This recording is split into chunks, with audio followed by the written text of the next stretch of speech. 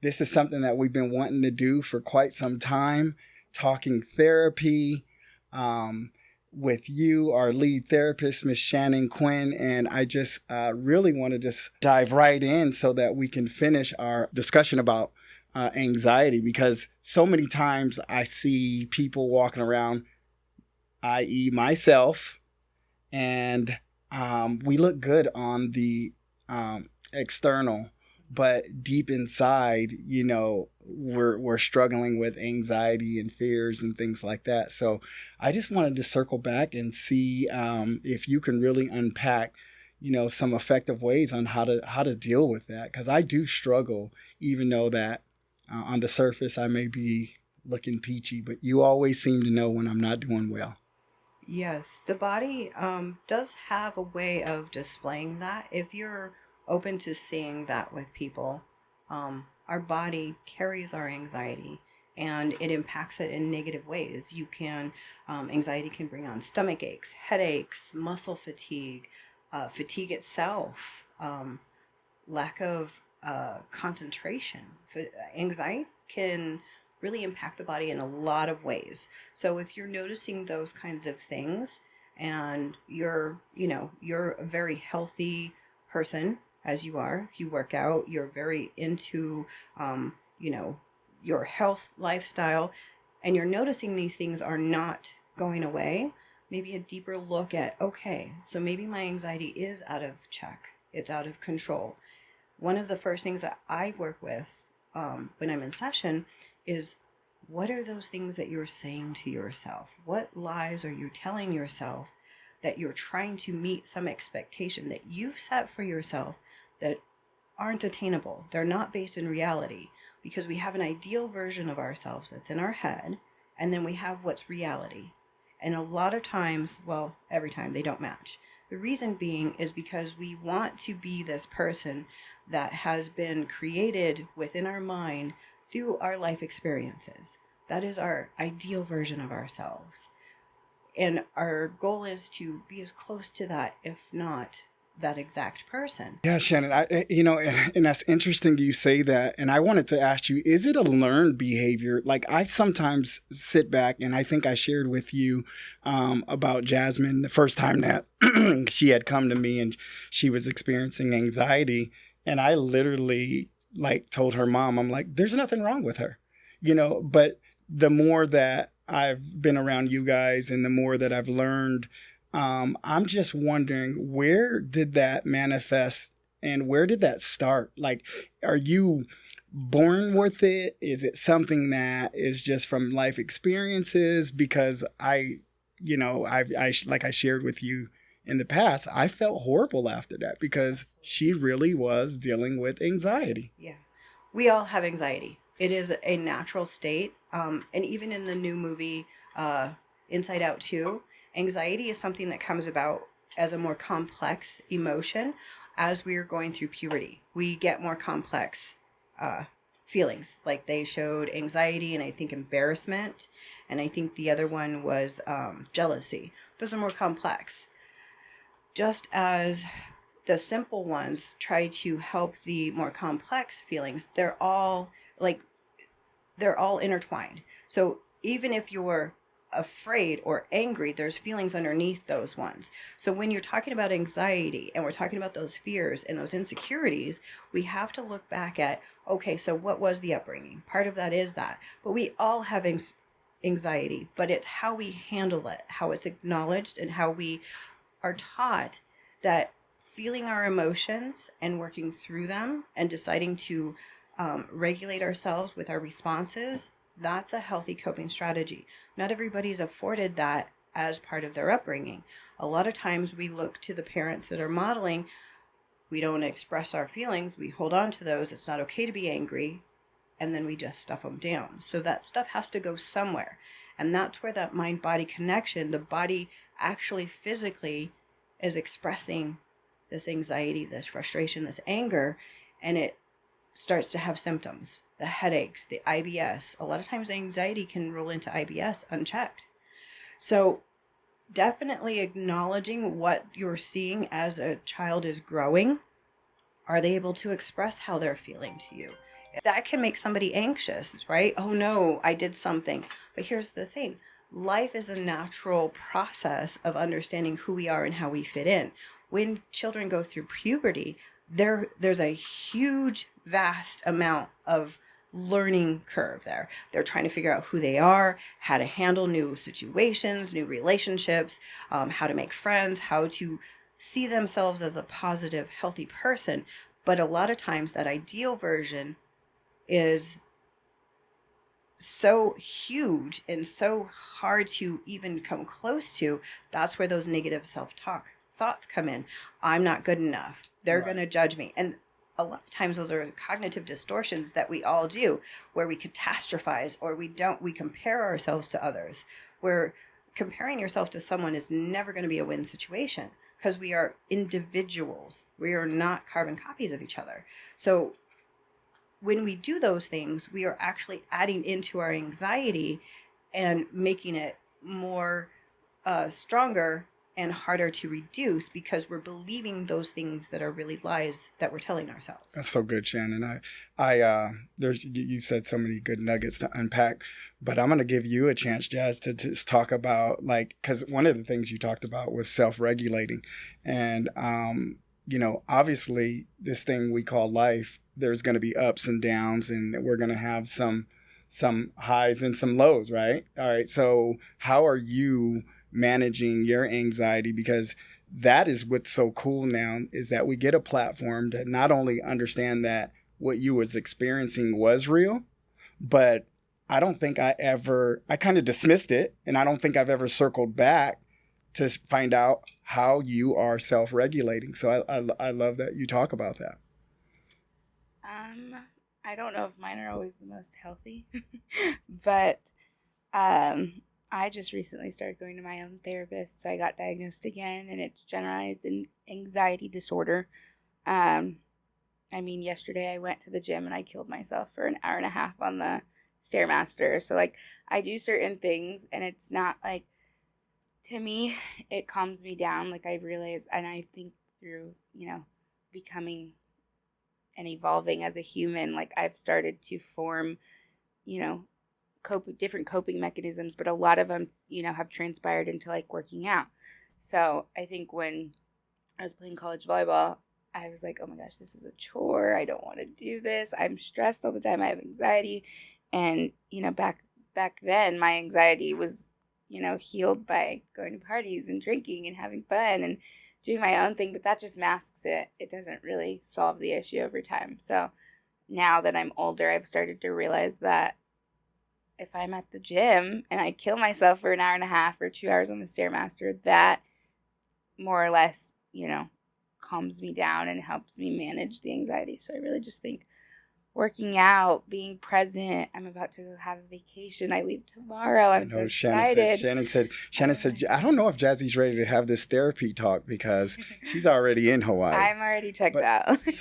so you're finding that you get a lot of your self-regulating in the gym. Yeah, running, doing things like that. And it sounds so cliche, because I think a lot of people say that. They're like, oh, like, working out is my stress reliever and things like that. But I did realize last night, as I'm, like, treading up these stairs, I'm like, holy shit, it's been an hour and a half. Like, but then the time just goes. I'm not even really focused on it, because I feel like I am able, even though I'm dying, I'm able to, like, really, like, connect with my mind, body, soul, all those things. It's a form of meditation. Yeah. I talk about that a lot in my sessions.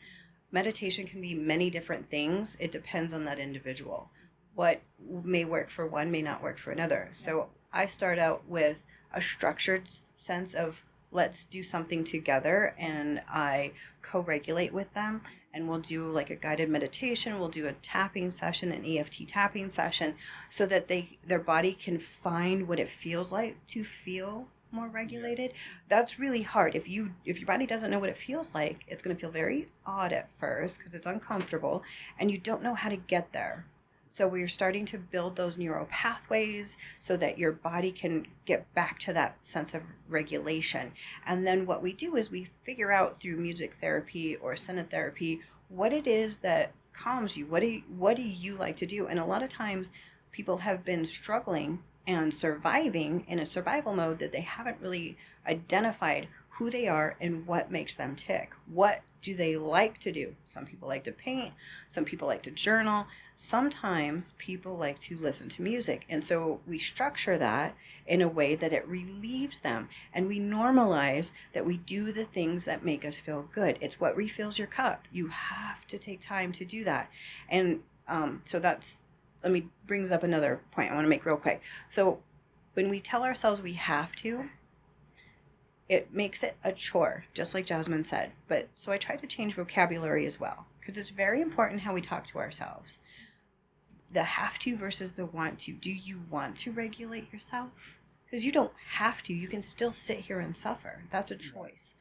So we also bring choice, the knowledge that my choice will affect me how I choose it to. If I choose to calm myself, if I choose to talk to myself kindly, that's going to make me feel better. I want to choose that. So I talk a lot about the want versus the have to. And so living in the power of yet, you're not there yet, instead of I have or I haven't. There's middle ground. Yeah. It's funny when we talk about this whole concept of talking therapy. I really want to reach those that can't get here. Till and those guys were saying it's not always about finances, but a lot of time people don't have insurance. They don't have the money to get here. So I literally want to use this platform once a month, twice a month, just to be able to reach our listeners. And let them know that, these things that they're going through, there is some help for it. I didn't realize that there were so many different modalities that, we're talking about working out, but there's, you teach art therapy here. We talk about play therapy. There's different things you can do to help regulate your anxiety and your feelings. But I think sometimes it's just, when you talk therapy, sometimes it feels like it's always dark. I think people are afraid to just reveal some of the stuff that they're dealing with. And so what I want to do right now is talk about it, because it's me and you here today. Mom is out selling houses, so we're by ourselves on the Mayberry Show today. But what are you feeling today? If I had a word, I would say my feeling is guilty. And I think that a lot of times we just are not wanting to open up, so we never get healed. And I think that's my emotion. And then I'll let Shannon kind of walk us through that. But until you start bringing things to the light, you can't fix it. And I think that's why we're so broken as a society, is because we always are trying to suppress things so that we don't get judged or people don't talk about us. And so, yeah, mine is guilty this morning. I feel great. I don't know. Your emotion is great. That's good. I feel good. I don't know. I called you crying the other night. So. Yeah. That's very vulnerable. Yeah. I was like, whoa, I've never called my dad. I was going to say that for you is a huge step to be Yeah. open to your dad. How did it feel when she called and was very open to you? I felt, to be honest, I felt, You're like, I didn't have a feeling. No, I really did. I felt happy, because you in that season, and I don't know if it was because your mom was at a concert and you didn't have anybody to call, but I was like, she's calling her dad, and I don't know how much I can share, but I can share. But she was going through some relationship stuff with a young man, and again, for her to call her father, I thought that was pretty cool. So yeah, she was vulnerable, and she was upset. But at the same time, I wanted her to know that there was no judgment, and I wanted to create an atmosphere where it was safe, because I don't get that a lot from you. You don't ever call me with those situations, so I definitely wanted to be super observant and present and all of that. So I want to address your guilt. I wanted to also reflect to you that her ability to see that safety in you, that's because you've made different choices for yourself. You've shown her the safety that she was searching for. And you've bridged that relationship between you two. That's a wonderful thing. It takes a lot of courage and strength to get to that, especially for you dealing from a place where you feel like you've misstepped. And in order to resolve your guilt and to be able to work past that, do you see that she's not holding anything against you? I didn't hear her holding anything against you that you should hold your guilt for. Yeah, and my guilt, I guess, I think again, one of the things that I definitely, me and my wife were talking about, if we're gonna have this platform and we're gonna be able to influence our small circle or whatever, we want to be authentic. And my guilt is sometimes, I've not been a great father to my kids. Now that I look at it, I was so much more the father that was about perfection and expectations. And, Jasmine has told me several times that, we don't have a relationship. And I'm like, what do you mean we don't have a relationship? We're talking right now, but if it didn't pertain to basketball or volleyball or whatever, it was like I needed something from them to validate who I was as a parent. And I'm realizing now that if I could do it all again, I would just encourage people to be present and just to listen. Like, obviously everybody knows me that I like to run my mouth, but I just really wish I would have listened to them more and not put my own expectations on them. So yeah, that's a piece of guilt that, I don't know where it came from, and I ask all these questions to myself, like, is this something that I learned? Even though I wasn't abused, I seen abusers abuse, and I don't know if that just kind of comes in different forms. Yeah. And abuse is a big word, right? It holds a lot of weight to it. I don't know that it was exactly, we call it generational trauma or toxic trauma. Yeah. It's something that you've experienced growing up, and it was something that their parents gave to them as well. You don't know what you don't know. And if you didn't know a different way to grow up and to raise children, you didn't know. Yeah. And using that knowledge that you have now to change those relationships as you are, that's the strength and the resilience to be able to do so. Because if you had continued on that path where you weren't connecting and you weren't bridging these relationships, you would be in a very different place than today. Yeah. It's funny because, and I don't know if your therapist ever told you this, but if you've heard this, Shannon, but obviously we've all heard the truth will set you free. But with that comes a price. And, one of the things that, how do you get someone that feels guilt or feels ashamed or wants to be unchained from their brokenness, but are afraid to have those conversations and be vulnerable? How do you expect someone to grow? Because I know in my therapy sessions now that I'm doing the work and I'm working the program that my therapist has me on. I do see a change, but I feel that the message that most people are afraid to hear is the truth. I mean, and I don't know how we get past that. So the truth is what we call insight. It's your insight to what's happened, what you've experienced. And it is a dual-edged sword because one, it allows you to change. Now you know what you know, and it's your responsibility and accountability to do something with that. But at the same time, it does give us that grief and that loss, that sense of guilt and shame that, wow, I really misstepped. That's hurtful. So here's where you also give your truth and your vulnerability to those that you feel need to hear it. And you open up to them and be honest and hear what they have to say. That is the hard part. And that only happens when you're ready on your journey. If you're not to that point yet to honestly hear what they have to say and take it with gratitude that they love you enough to tell you the truth. And that's hard to hear. I'm going to be very honest. Not everybody's ready for that. To hear, okay, I am open and I'm going to hear you without judgment, right? Okay, Shannon, I'm gonna ask for grace right now. I'm gonna cut you off. I ask for forgiveness. My listeners are gonna be like, you're always cutting people off. That's what Felicia says. But I just want to be truthful now, since we're talking about truth.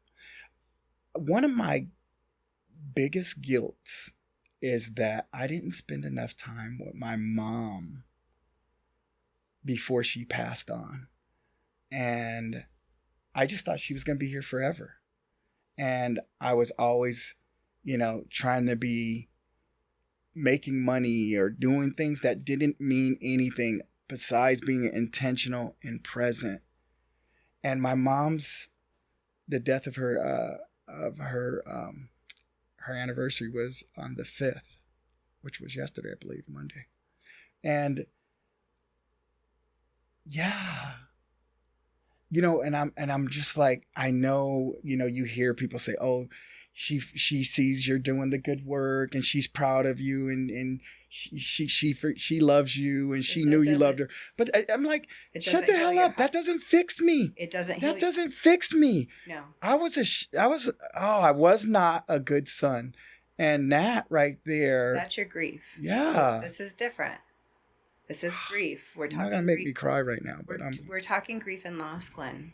And here's the thing: is that relationship with your mom taught you something. It taught you how to be a better dad to your kids.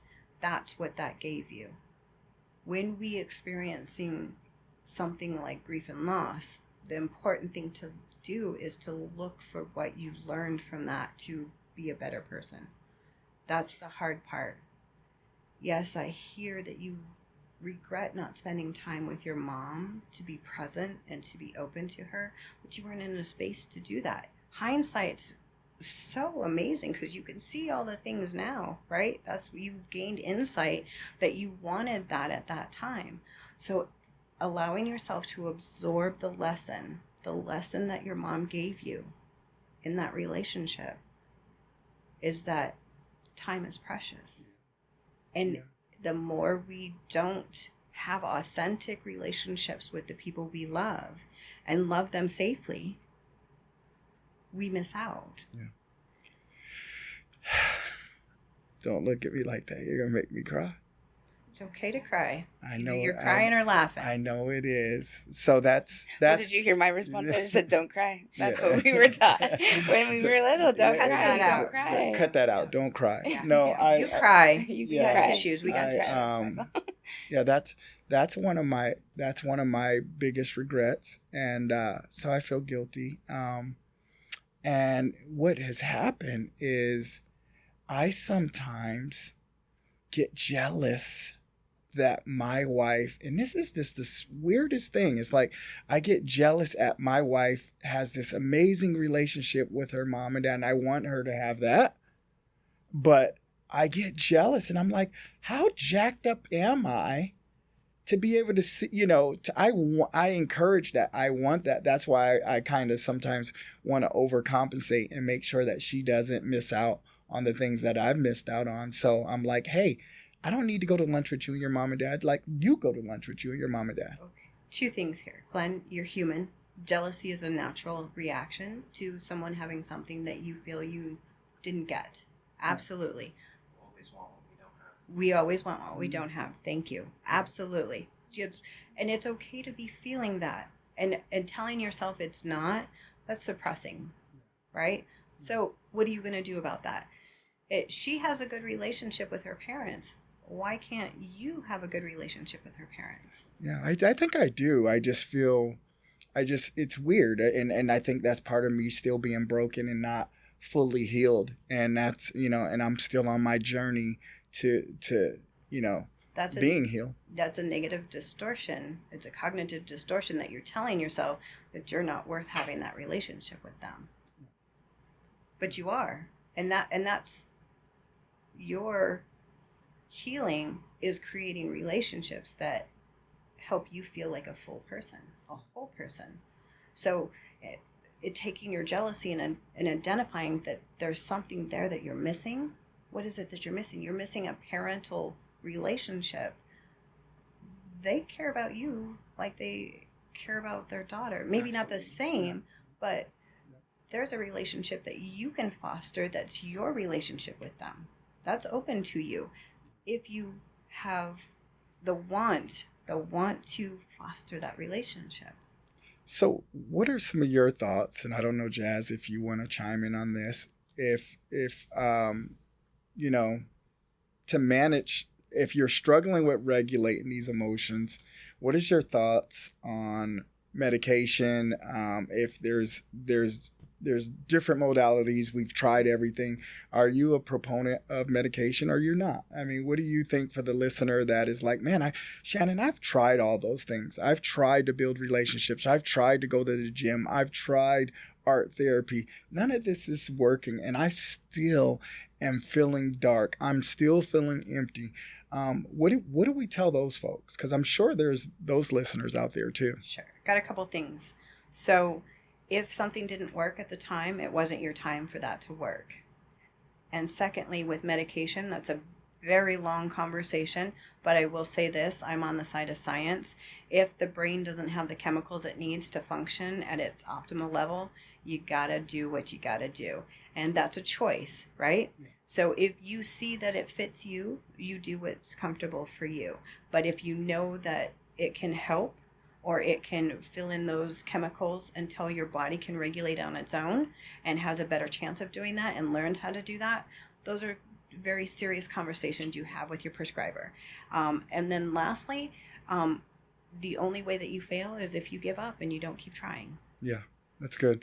I want to ask you this too. Like, so after how many sessions do you need to see someone before you, like, is it one time and you're able to create a treatment plan and get them going on the right path, or do you have to see somebody multiple times to be able to make a diagnosis? Great question.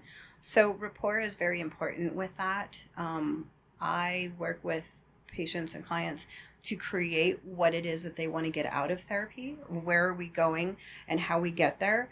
We collaborate. So sometimes it could be if somebody's kind of very unopen, not able to be comfortable with talking about what they need to talk about and ask for what they need and say, this is where I'd like to go, then it may take a little bit to do that. But generally, people are very open. They're like, hey, I've been feeling this way. I don't want to feel this way anymore. This is where I'd like to be. And then we collaborate and we put that together. That doesn't mean it's set in stone. It's always a process. I'm always checking in at every session. Hey, how did this go? What did you like about it? What did you not like about it? And we're always shifting and moving because we are always growing. We're human beings, and that's how we adapt to life, because we're always learning new things. Yeah, that's so good. That's so good. I mean, I felt like calling Shannon in today and just having a unscripted, raw conversation about, some of the things that we go through as a family and some of our fears and anxiety. Jazz, I think this is a great time to let me know right now, what can I do better to support you and be a better dad? Because I think that God, there's so many, I'll have to go back and listen to this, but there's so many nuggets, and, time, is something that's so valuable that you never get back. And the things that I've learned from my experience with mom, I want to be better with you and your brothers. So is there anything, I want you to feel safe. I want you to let me have it. Like, what do you need from me so that I don't have to have regrets, or you don't have to have regrets? I don't know. I mean, I think just being more attentive and more intentional. I think sometimes I'll try to talk to you and you're playing PS5, or you're preoccupied, or you're doing this, or you're on the phone, or stuff like that. So I think just as your kids, all, we crave when we're growing up is that attention, that human connection with our dad, just the want for, your availability, your time. So I think that's really, I guess that's what I would say, because even when I had texted you, you texted me like, and I get it, you're busy or whatever. You texted me like 45 minutes later, and I was like, well, the window's closed now. I'm good. I'm good You now. missed But out. you missed That out. So I just think, and I think the same for, Christian. I think the same for Andres. Like, you know, we joke about it, how Christian wants to play catch with you, and he's 30. He's like, let's go throw the football. But like, that's really, all, your kid. And I mean, none of us live at home besides Andres. So it's like, if we're reaching out, we just want to know that you're available for us. No, that's super dope. And I think that that's what's so cool about this is that not only am I going to learn and get better by just hearing you say that, I think that there's other fathers out there that are going to just be able to hear this conversation and be better. Because again, the last thing that I don't want are regrets. And I want to know that, I like filled the glass all the way up. There was overflow. There were many great conversations. So I can tell you this.